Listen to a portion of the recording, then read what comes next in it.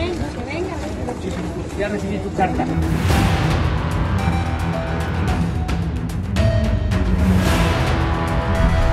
Continúa la disputa por el control del cartel de Sinaloa y hay quienes creen que son los chapitos quienes tienen las riendas de la organización criminal en su guerra contra el cartel Jalisco Nueva Generación de alias El Mencho.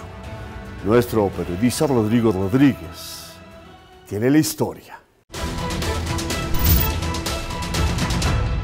Los chapitos son los actuales jefes del cartel de Sinaloa. Esto se puede deducir de algunos de los distintos documentos de la Secretaría de Defensa Nacional de México que fueron intervenidos por la Organización Internacional de Hackers Guacamaya, que establecen que Iván Guzmán Salazar, hijo mayor de Joaquín El Chapo Guzmán, domina el grupo criminal, uno de los más poderosos del mundo. Los tres, ¿quién tiene liderazgo? Sin duda lo tiene Iván Archibaldo. El liderazgo de los chapitos, los hijos de Joaquín Guzmán Loera, quienes luchan contra Ismael El Mayo Zambada, ex socio de El Chapo, por el control del cartel de Sinaloa, según el periodista mexicano Miguel Aquino.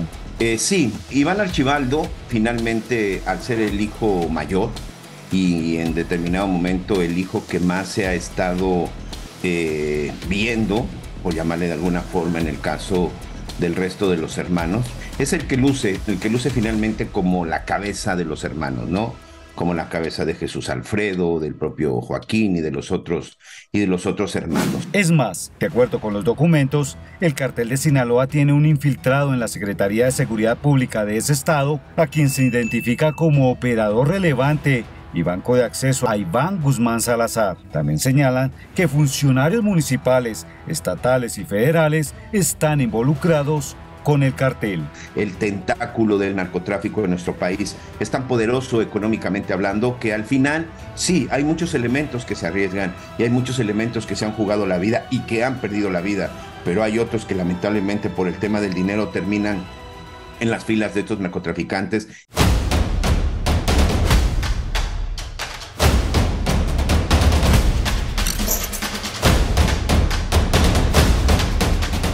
El cartel de Sinaloa fue dirigido por Joaquín El Chapo Guzmán hasta el año 2017, cuando fue extraditado a Estados Unidos. Desde entonces, el liderazgo del grupo delictivo ha sido disputado principalmente entre El Mayo y los chapitos. Al ser jóvenes, Rodrigo, creo que esto choca un poco con los otros grupos. Por ser jóvenes, los chapitos hacen las cosas de manera diferente a El Mayo Zambada, para Jorge Monroy, periodista del periódico mexicano El Economista. Entonces es un grupo fuerte, es un grupo que se compone fundamentalmente de jóvenes entre 25, de 18 a 35 años, sicarios. Este grupo está pues muy bien, digamos, posicionado con armas, con dinero y sobre todo también con liderazgo. Un poder que los chapitos demostraron en el llamado Culiacanazo, cuando otro de los hijos del Chapo fue liberado luego de ser retenido por el ejército mexicano. Este grupo se empoderó muchísimo después de la liberación de Ovidio Guzmán y no va a detener, hay que decirlo, hasta que el gobierno federal, si no logre su recaptura, por lo menos haga otro operativo para hacerle ver a este grupo que no son invencibles.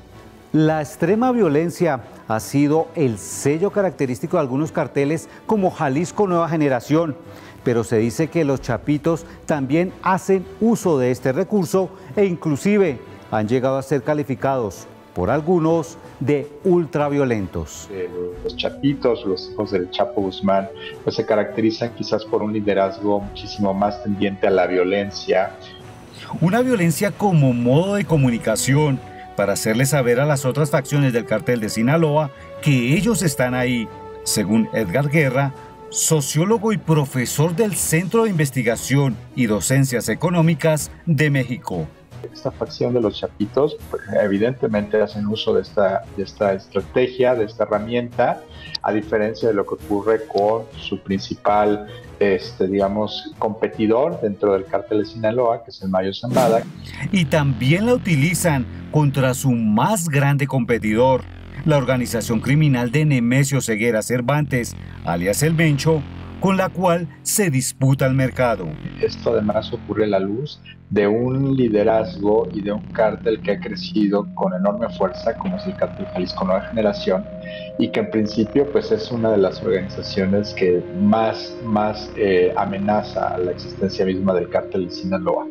Existencia que Joaquín Guzmán Loera procuró de manera diferente a los Chapitos. Deben de entender que si hay algo que su padre en su momento hizo fue buscar alianzas, que sinceramente yo te diría, ojalá continúen así, porque sería la debacle del Cártel de Sinaloa y por supuesto sería la debacle de una organización criminal que por supuesto ha azotado durante mucho tiempo en nuestro país. Una debacle que no parece visible y ni siquiera menos pronta, o no por lo menos por parte del gobierno mexicano y su política de abrazos y no balazos. Entonces no vemos directamente una persecución visible, una persecución directa por parte de las fuerzas federales hacia las actividades de este grupo. Entonces por ahí también quizás podríamos pensar que el Cártel de Sinaloa pues todavía tiene como cierto parámetro, ciertos márgenes de maniobra. Esto por un presunto favorecimiento del gobierno al Cártel de Sinaloa, en situaciones como la del Culiacanazo o el trato a la familia del Chapo Guzmán.